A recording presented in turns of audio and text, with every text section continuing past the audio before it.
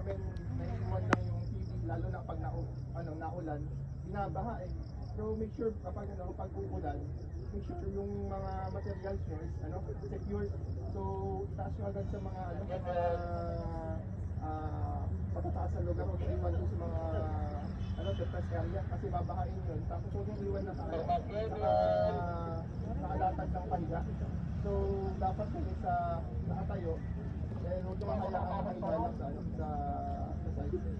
Tapos yung mga MS natin, MS parts, dapat kapag iniwan nyo sa site, lalo na pag umuulan, nakaangat sa paleta para hindi lumubog sa lupa. Yun lang naman. Thank you. Sana yung mga sinabi